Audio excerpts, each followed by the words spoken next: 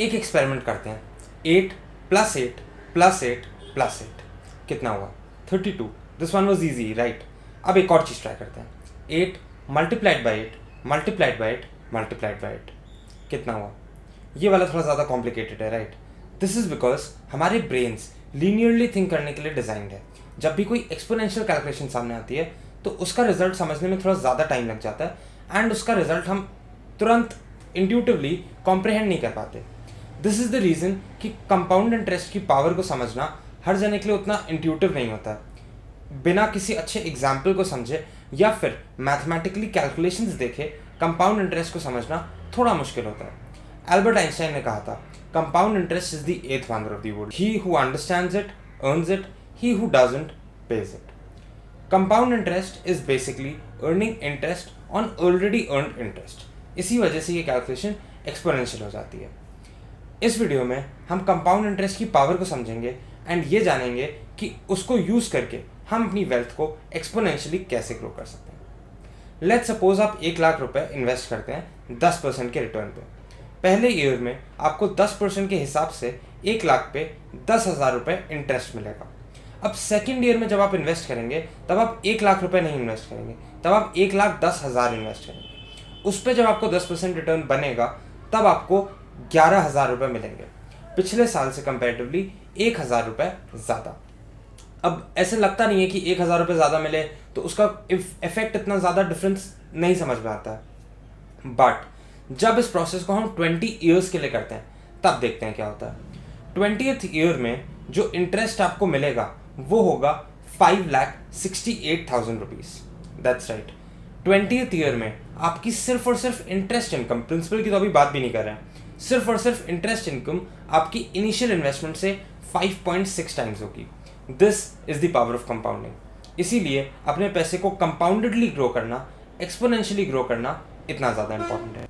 Compound interest का formula होता है A is equal to P with in bracket 1 plus R upon 100 raise to the power T। इसमें A का मतलब होता है फाइनल अमाउंट जो आपका सारी इन्वेस्टमेंट्स करने के बाद आता है। P होता है इन्वेस्टेड प्रिंसिपल, वो अमाउंट जो आप इन्वेस्ट करते हैं। R होता है रेट ऑफ रिटर्न, जो इंटरेस्ट रेट या जो रेट ऑफ रिटर्न आप अपनी इन्वेस्टमेंट पे जनरेट करते हैं। एंड T होता है इन्वेस्टेड टाइम पीरियड, कितने टाइम पीरियड के लिए आपका पैसा इन्वेस्टेड रहता है। एक इंक्रीज करना हमारा फाइनल गोल है एंड A को इंक्रीज करने के लिए हमको P, R और T को मैक्सिमाइज करना है। अब जब भी लोग इन्वेस्टिंग के बारे में सोचते हैं तो सबसे कॉमन मिस्टेक जो लोग करते हैं वो है R पे फोकस करना। ज़्यादातर लोग बस यही ढूंढते रहते हैं कि किस इन्वेस्टमेंट से उनको बेटर से बेटर रिटर्न बन सकते हैं, जबकि इक्वेशन से हम क्लियरली देख सकते हैं कि सबसे ज़्यादा इंपॉर्टेंट कंपोनेंट इन तीनों फैक्टर्स में से टाइम है। Because time is the only factor जो एक्सपोनेंशियली रिलेटेड है। It is the only factor जो आपके फाइनल अमाउंट पे एक एक्सपोनेंशियल इफेक्ट डाल सकता है। P और R सिर्फ एक लीनियर इफेक्ट डाल सकते हैं। इस वीडियो में हम इस इक्वेशन को डाइसेक्ट करके P, R और T को मैक्सिमाइज करने के एंड उसके मैक्सिमाइज होने के इफेक्ट्स को अच्छे से समझेंगे। इक्वेशन का पहला पार्ट है प्रिंसिपल। अब ये पार्ट बहुत ज़्यादा इंट्यूटिव लगता है। आप जितना ज़्यादा इन्वेस्ट करेंगे ऑब्वियसली आपका फाइनल पोर्टफोलियो उतना ज़्यादा बड़ा होगा। That is right, but investment amount में एक माइनर सा डिफरेंस आपके फाइनल पोर्टफोलियो वैल्यू में कितना मेजर डिफरेंस ला सकता है, ये समझना बहुत ज़्यादा इंपॉर्टेंट है। बिकॉज सिर्फ तब जब आप ये डिफरेंस समझेंगे तभी जब आप डिसाइड कर रहे होंगे कि आपको अपनी इन्वेस्टमेंट अमाउंट कितने अमाउंट से इंक्रीज़ करनी है, या फिर अगर आपका अपना पैसा किसी भी जगह स्पेंड करने का मन कर रहा है एंड उसकी जगह आप इन्वेस्टमेंट करने का डिसीजन लेते हैं तो वो डिसीजन लेने में आपको बहुत ज़्यादा हेल्प होगी अगर आप उसका फाइनल रिजल्ट अच्छे से समझ पाएंगे। एक बहुत कॉमन मिस्टेक जो लोग कर देते हैं वो ये है कि लेट्स सपोज उनकी इनकम 1 लाख रुपए है एंड लेट्स सपोज वो हर महीने 80,000 रुपीज़ स्पेंड करते हैं एंड 20,000 रुपीज़ सेव कर लेते हैं। 80,000 रुपीज़ में वो एक डिसेंट लाइफस्टाइल जी रहे होते हैं। अब उनकी सैलरी इंक्रीज होके 1 लाख से 1,30,000 हो गई। इस सिनेरियो में वो 1,10,000 या 1,20,000 स्पेंड करना स्टार्ट कर देते हैं। This is known as lifestyle inflation. अगर आपकी लाइफ 80,000 के बजट में डिसेंट एंड अच्छी चल रही थी तो फिर आपको अपनी सैलरी के प्रपोर्शन में अपने एक्सपेंसेस नहीं इंक्रीज करने हैं, आपको धीरे से अपने एक्सपेंसेस इंक्रीज करने हैं। इन जो सेविंग्स आप कर रहे थे उसको इंक्रीज करने पे ज़्यादा फोकस करना है। 1 लाख में से 80,000 अगर आप स्पेंड करते हैं तो आप 20,000 रुपीज़ सेव कर रहे थे। 1,30,000 सैलरी हो जाने के बाद आपको 20 की जगह 30 या 40,000 रुपीज़ सेव करना चाहिए। 80 की जगह आप मे बी 90 स्पेंड कर सकते हो या फिर मे बी 1 भी स्पेंड कर सकते हो। बट अगर आप अपनी सेविंग्स का कॉम्पोनेंट नहीं बढ़ाएंगे तो इवन तो आपकी सैलरी तो इंक्रीज हो गई है बट आपके वेल्दी होने की स्पीड इंक्रीज नहीं हुई है। अब एक एग्जाम्पल से देखते हैं कि अगर आप अपनी सेविंग्स, अपनी इन्वेस्टमेंट्स को हर साल 10% से इंक्रीज करते हैं तो आपके फाइनल पोर्टफोलियो वैल्यू में क्या फ़र्क आ सकता है। लेट अस सपोज आप हर मंथ 20,000 रुपीज़ इन्वेस्ट करते हैं। लेट अस सपोज आप उस पर 12% रिटर्न जनरेट करते हैं एंड लेट सपोज आपने उस पैसे को 30 ईयर्स के लिए इन्वेस्टेड रखा है। इस सिनेरियो में 30 ईयर्स के एंड पे आपके पास 7 करोड़ 6 लाख रुपीज़ होंगे। अब दूसरा एग्जाम्पल लेते हैं। इसमें आपने फिर से 20,000 रुपीज़ ही हर महीने इन्वेस्ट किया है, आपने 12% का ही रिटर्न जनरेट किया है एंड आपने 30 ईयर्स के लिए ही इसको इन्वेस्टेड रखा है। द ओनली डिफरेंस इज कि हर साल आप अपने इन्वेस्टमेंट अमाउंट को 10% से इंक्रीज करें। मतलब फर्स्ट ईयर में अगर आपने हर महीने 20,000 रुपीज़ इन्वेस्ट किए हैं तो सेकेंड ईयर में हर महीने आप 20,000 प्लस 10% मतलब 22,000 रुपीज़ इन्वेस्ट करेंगे। इस सिनेरियो में 30 ईयर्स के एंड पे आपके पास होंगे 16 crore 67 lakh rupees. Yes that's right.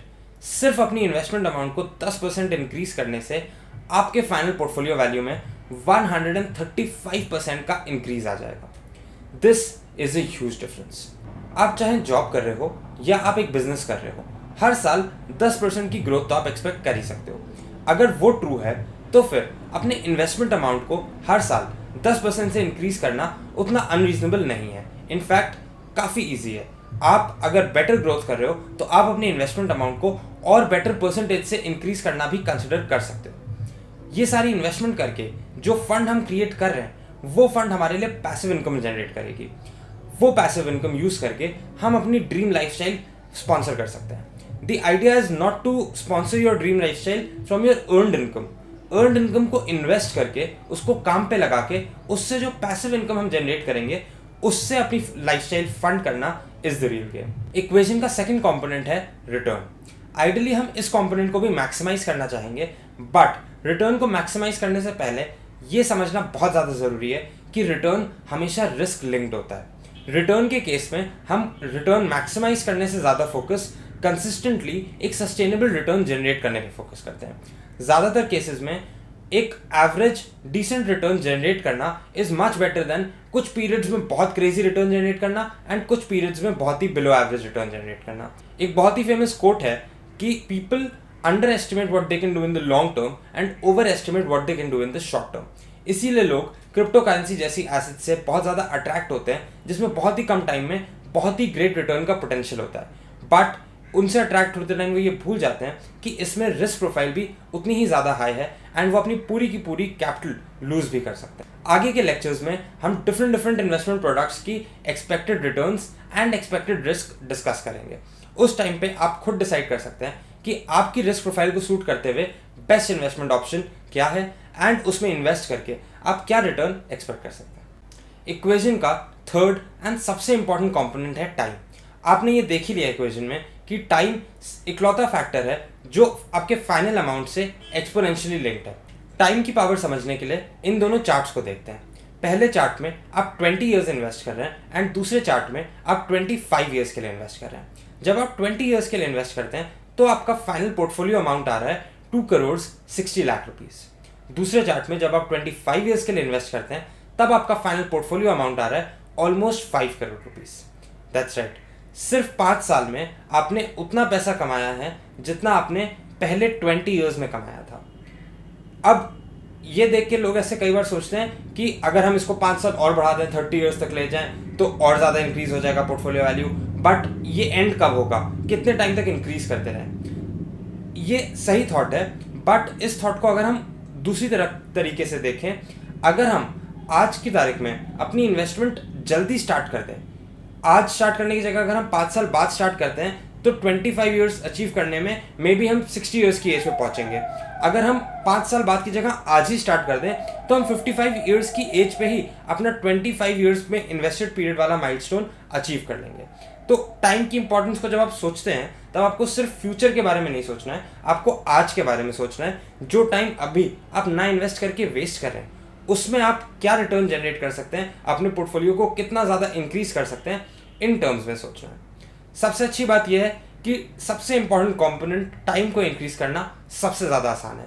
आपको सिर्फ आज स्टार्ट करना है। अपनी इन्वेस्टमेंट जर्नी स्टार्ट करने के लिए आपको एक लर्निंग कर्व क्रॉस करनी होगी। आपको डिसाइड करना होगा आप इन्वेस्ट कैसे करना चाहते हो, कहाँ करना चाहते हो, कितना करना चाहते हो। जितनी जल्दी आप उस लर्निंग कर्व को क्रॉस कर लेते हो उतनी जल्दी आप अपनी इन्वेस्टमेंट जर्नी स्टार्ट कर सकते हो एंड उतना ज़्यादा आप टाइम को अपने फेवर में ला सकते हो। टू कंक्लूड, अपना फाइनल अमाउंट इंक्रीज करने के लिए हमको प्रिंसिपल, रिटर्न एंड टाइम को मैक्सिमाइज करना है। रिटर्न को रिस्क एडजस्टेड बेसिस पे मैक्सिमाइज करना है। टाइम को मैक्सिमाइज करने के लिए जल्दी से जल्दी इन्वेस्ट करना स्टार्ट करना है एंड अमाउंट को मैक्सिमाइज करने के लिए लाइफस्टाइल इन्फ्लेशन के ट्रैप में फॉल नहीं होना।